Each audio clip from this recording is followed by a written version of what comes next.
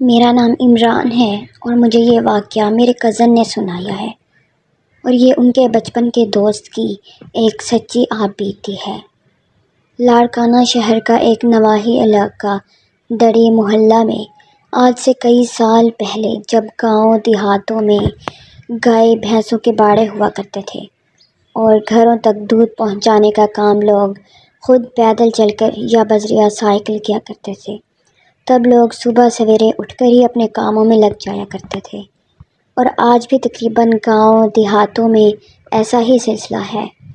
ہمارے محلے میں بہت سے ہندو گھرانے بھی آباد تھے، تب آپس میں بہت انسیت ہوا کرتی تھی۔ ہندو مسلم ایک دوسرے کے تہواروں میں شامل ہوا کرتے تھے۔ ایسا بغض اور نفرت جیسی آج کے دور میں پائی جاتی ہے، تب ایسا کچھ نہیں تھا۔ میرے دوستوں میں ہندو لڑکے بھی شامل تھے۔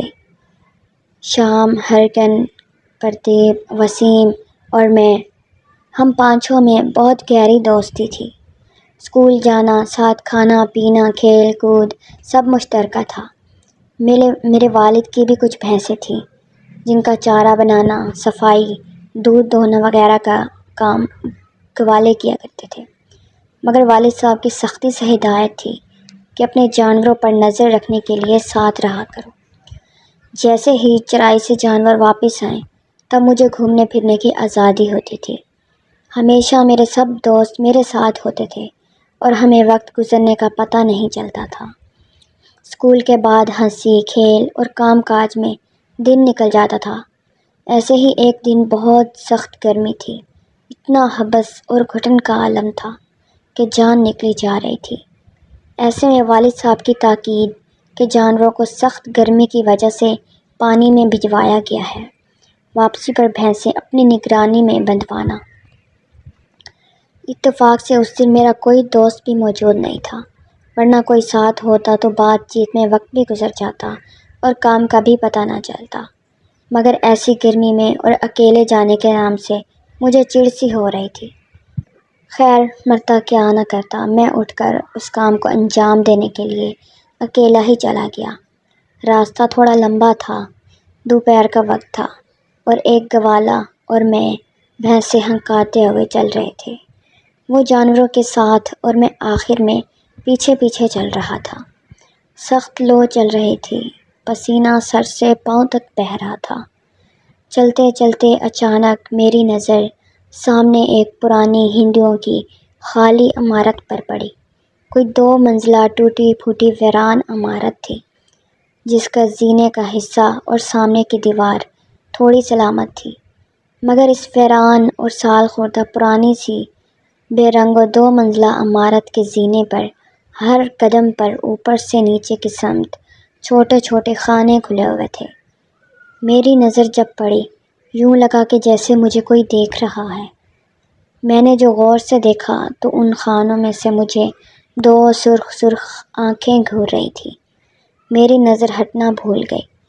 ذرا غور کرنے پر ایک نہایت ہی مکروہ چہرہ جس کا رنگ بالکل زرد، آنکھیں سرخ اور سفید دانتوں کے بیچ سے لپکتی ہوئی نہایت ہی لمبی سرخ زبان تیزی سے ادھر ادھر جھٹکے مارتی بڑے سے کھلے منہ میں اندر باہر ہوتی نظر آئی۔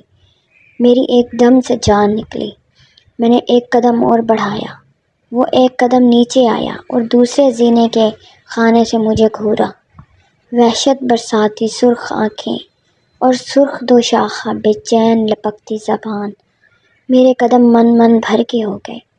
میں نے گوالے اور جانوروں کی طرف نظر کی تو وہ کب کے آگے بڑھ چکے تھے۔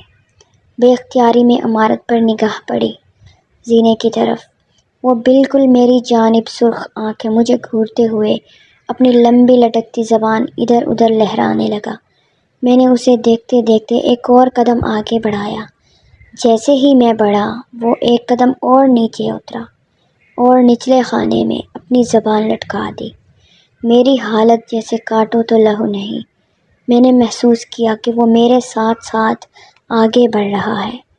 یہ خیال آتے ہی میرے قدموں نے میرا ساتھ چھوڑ دیا اور میں وہیں چکرا کر گر پڑا۔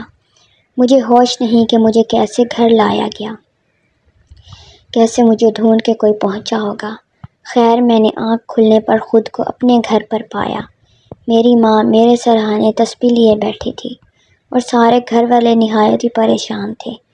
بعد میں مجھے معلوم ہوا کہ میرے گھر نہ پہنچنے پر والد صاحب واپس راستے پر مجھے تلاش کرتے کرتے وہاں پہنچے اور مجھے کسی طرح گھر لایا گیا، اور 2 دن بعد مجھے ہوش آیا اور بہت تیز بخار میں تپتا رہا، اور بے ہوشی کی حالت میں مجھے بس پانی کے چند چمچ مختلف قرآنی صورتیں پڑھ کر پلائے گئے۔